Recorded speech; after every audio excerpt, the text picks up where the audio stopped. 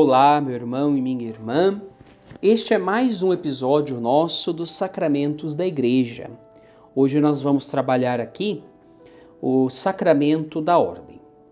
Vejam, iniciemos a nossa reflexão com uma citação lá do Catecismo da Igreja. Vai dizer assim: a ordem é o sacramento graças ao qual a missão confiada por Cristo aos apóstolos continua a ser exercida na Igreja até ao fim dos tempos.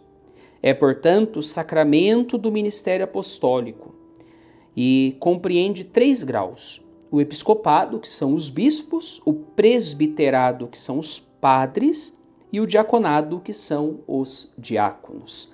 Então, o que a Igreja aqui está nos ensinando? Que a missão dos apóstolos continua na Igreja por meio deste sacramento da ordem. Os apóstolos foram enviados para pregar e curar. Hoje, pela ordenação sacerdotal, presbiteral, alguns homens, então, são enviados por Deus para uma comunidade, para um povo, para lá pregarem de modo oficial e com autoridade a boa nova do Evangelho, bem como realizarem sinais em nome de nosso Senhor Jesus Cristo. Por que este nome, então, Sacramento da Ordem? Apenas a título de conhecimento. A palavra ordem, na Antiguidade Romana, ela designava corpos constituídos no sentido civil, sobretudo o corpo dos que governavam.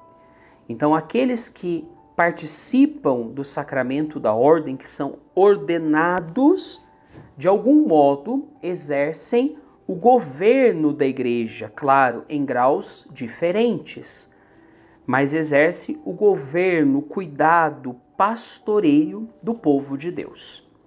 Nós podemos ver o sacramento da ordem já na economia da salvação, do Antigo ao Novo Testamento. O sacerdócio da Antiga Aliança, que nós podemos ver no Antigo Testamento, portanto, é o sacerdócio do povo eleito, que foi constituído por Deus como um reino de sacerdotes e uma nação consagrada. Mas ainda, dentro do povo de Israel, Deus escolheu uma das 12 tribos, a de Levi, a tribo de Levi, que foi consagrada por Deus para o serviço litúrgico, para servir unicamente a Deus. E o próprio Deus é a sua parte na herança.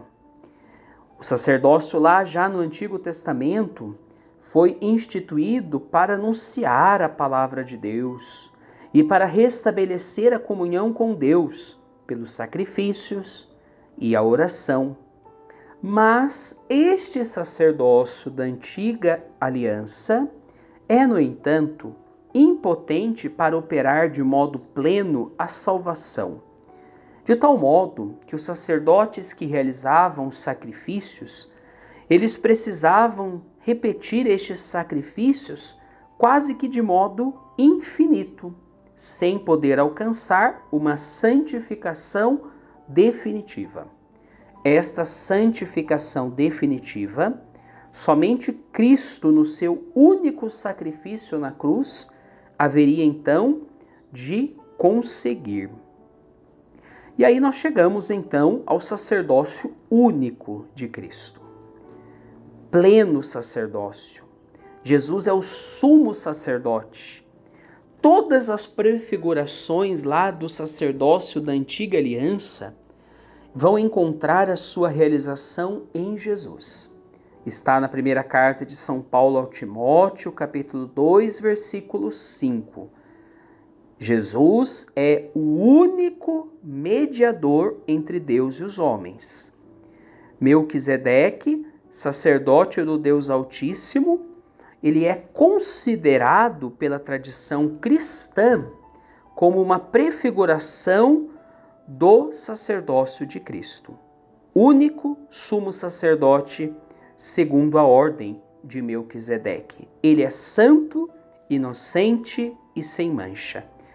E com uma única oblação, com um único sacrifício, ele tornou perfeitos para sempre os que foram santificados, isto é, pelo único sacrifício da cruz. O sacrifício redentor de Cristo ele é único, e ele é realizado então uma vez por todas.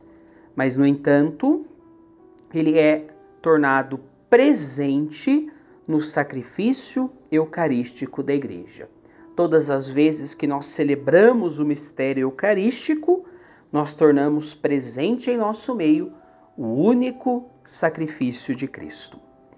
E por fim, é importante nós compreendermos acerca do sacerdócio, que existem duas participações neste sacerdócio único de Cristo. Duas formas de se participar dele. A primeira forma seria então pelo batismo. Cristo, o sumo sacerdote, fez da igreja, de todos os batizados, um reino de sacerdotes para Deus, seu Pai. Ora, meus irmãos, toda comunidade de fé, como tal, ela é uma comunidade sacerdotal.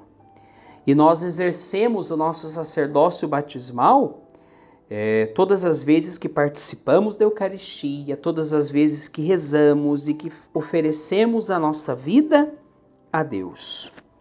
E existe uma outra forma de participar do sacerdócio de Cristo, que é o sacerdócio ministerial ou hierárquico, que é o dos bispos e dos presbíteros.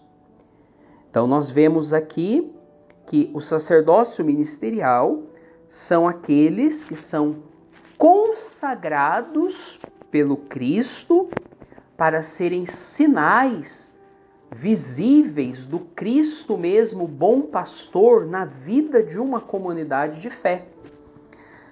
O sacramento da ordem configura o homem a Cristo, bom pastor, de tal modo que ele poderá então agir no lugar de Cristo, em nome de Cristo.